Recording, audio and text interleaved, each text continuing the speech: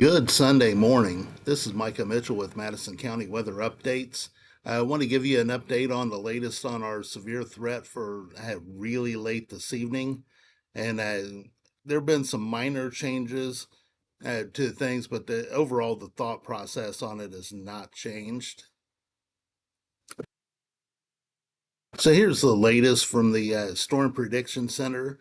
And they have pulled the enhanced risk up into Grant County and Howard County over to Delaware County some.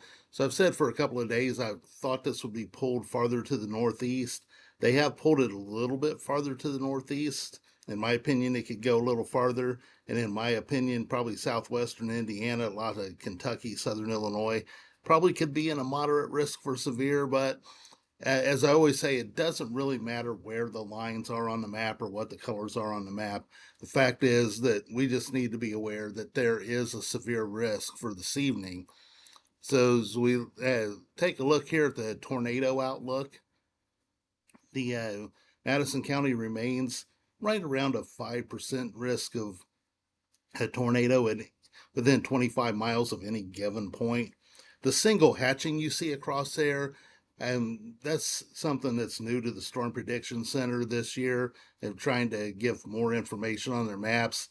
It can be kind of confusing, actually, but what this single hatching in the direction that it's going in means is that the maximum expected intensity of tornadoes would be an F2 or less, which, even obviously an EF0 can do a decent amount of damage. But so EF1, EF2s are very destructive, especially this time of year. So, point being that there is a tornado risk this evening. It's not real high, but it does exist. The main risk that we're going to be looking at is going to be damaging winds. And they have increased this here in Madison County up to the 30 to 44% risk. It still puts us somewhere around 30%. But you can see this purple area down here. This is why I'm surprised there's not an enhanced or a moderate risk down here in these areas. But again, they're doing their maps a different way using different parameters this year. So um, damaging winds are, again, this probability of severe wind within 25 miles of a given point. This is actually probably going to be a lot more widespread. We had a lot of damage in South Anderson and parts of southern Madison County with the severe storms a few days ago. And then we had some more damage just with the strong winds that happened on Friday. So this is going to be probably a more widespread damaging wind event. And because we've got a strong temperature gradient occurring with warm air being pulled up from the southeast. We'll be in the 70s probably until after 6 p.m. this evening. And then there's a strong temperature cutoff. So that provides a lifting mechanism. And it also, that strong gradient creates the strong winds as well, along with a fast moving cold front. So again, damaging winds are going to be the main threat. This single hatching in the direction it's going in would point to winds around 75 miles per hour. And again, I think there could be some localized higher amounts. And as far as hail goes, really no hail risk once you get to Indiana. That begins to be lost with some of the daytime heating. Some of the updrafts will become a little bit weaker. So let's take a look at the synoptic weather. This is the high resolution rapid refresh or HRRR model, and I'm going to pick this up at 8 p.m. It's been on pretty much the same pace for a couple of days, and I kind of like where it is versus reality. So I'll just go ahead and stick with this one. I'm not going to run you through a bunch of different models, but you can see this 988 low pressure out here. We haven't been seeing pressures this low very much over the last handful of years, only a couple of times. So this is a strong low pressure. Again, it's going to be pulling warm air up in front of it. and then pumping really cold air in behind it. You can see the snow out here. It's going to be a blizzard up across parts of Wisconsin, Michigan, northern Illinois. So this is a very intense storm. This is at 8 p.m. It's right on the state line. By 9 p.m., it's getting in well into west central Indiana. By 10 p.m., it's crossing about the US 31 line or so, about halfway across Tipton and Hamilton counties. By 11 p.m., it's going to have been blowing into and through Madison County and really starting to push over toward Delaware County.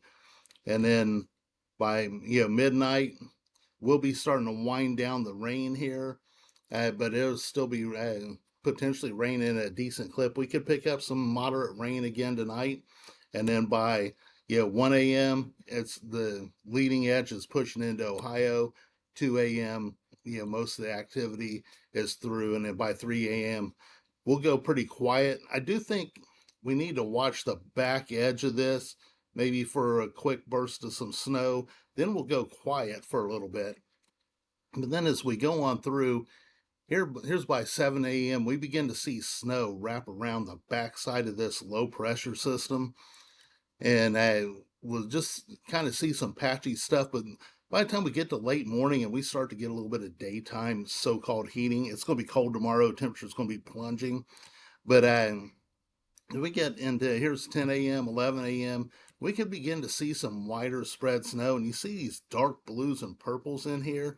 We could see some decent snow squalls come through tomorrow. It's also going to be really windy, so a lot of this is going to struggle to stick, but it will be enough that it will be able to coat things. Any untreated bridges could ice over very quickly. And we can see all through the day, here's 2 p.m., 3 p.m., 4 p.m. You can really see the banding that begins to develop. And wherever these longer bands like this set up, you could dump a decent amount of snow, an inch or two of snow could fall from the sky, in a short period of time. Thing is, again, with the winds and somewhat warm surface temperatures, the surface will be cooling down pretty good by this, but still, you could coat the ground pretty fast with some of these bands. They'll begin to wind down as the sun goes away, but you can see that all the way into the wee hours of Tuesday before it really begins to move out of here. And then St. Patrick's Day looks quite cold. So temperature wise, we'll back this up here at 6 p.m. tonight, and you can see we're here in Madison County hanging out around 71, 72 degrees. Really across most of Indiana, we're still that warm. And then I'll just go and put the cursor somewhat over where Anderson is. And you can see we stay pretty warm. And then here's by 10 p.m., we're still well into the mid 60s. But you can see, we're at 65 in Muncie, 57 in Lafayette, down to the lower 40s to around 40 by central Illinois, upper 30s. So that strong temperature changeover is really, I mean, look, you're at 60 at Terre Haute, and then just about 75 miles west, you're in the mid 40s. It's going to be a very quick temperature drop.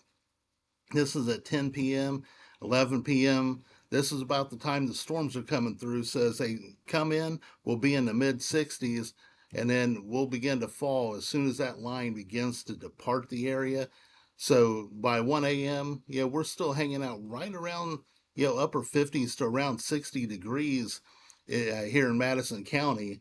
That will be the high temperature for tomorrow will occur in the wee hours of the morning. And then by the time we hit 2 a.m., then we're beginning to drop off. And now we're at 3 a.m., we're into the mid 40s. And so here's at 7 a.m., now we're down to the mid 30s. So it's going to be quite the difference between today and tomorrow. Then temperatures will just continue to slide during the day tomorrow. We'll be into the 20s by early afternoon with those snow squalls kind of coming through here. It's just going to be a nasty, nasty day.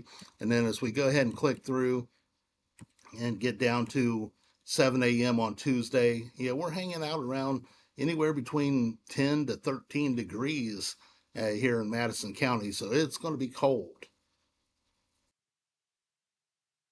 Last thing is going to be the strong winds. I'm not going to progress you through the entire sequence, but this is at 4 p.m. this afternoon. We do have a wind advisory. Um, so we'll see some gusts. It won't be quite as bad as Friday, but it's still going to be pretty nasty. Wind gusts anywhere between 45 and 55 miles per hour at times. And these strong winds are just going to kind of hang around, as you can see going through. I mean, by the time we're into tomorrow morning, wind gusts are still at 40, and they'll kind of hang in that range all the way through the day tomorrow. And then as we get into the early hours of Tuesday, while they're beginning to calm down, we're still with wind gusts, in the mid 20s or so at 7 and 8 a.m. on Tuesday. So it's going to be really windy for the next 36 to 48 hours as well. So just keep that in mind. We've got kind of a bag of everything. Looking at the snowfall, I want to show you something. So here's still the HRRR model, and you can see this is snowfall, right around 2 inches or so that falls from the sky.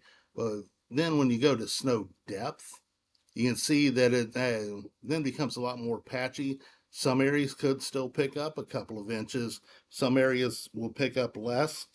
I would say as a widespread, expect a dusting to maybe an inch. But again, if you get under one of these bands, it could drop down, it could snow fast enough to overwhelm both blowing and melting. So do know that there could be some spots where you could drive through an area if you're driving where it's really snowy and nasty, and then you can drive out of it and the roads won't have much of anything. This is really a problem as you come down an interstate like I-69. You'll run through areas where it'll be horrible, and then it'll be decent, and then it'll be horrible. So keep that in mind if you do have to travel during the day tomorrow. So again, one last time here, this video is getting a little too long. Just looking back, and we are now an enhanced risk for severe today with a small risk of tornadoes and a greater risk of damaging winds. So if anything too horrible starts to jump off this evening, I will go live. Again, the timing for Madison County appears to be between about 10 p.m. and midnight, really between about 10 and 11 p.m. So if that timing changes or we see anything else begin to develop or fall apart, I will update you throughout the day. This is Michael Mitchell with Madison County Weather Updates. Have a great day.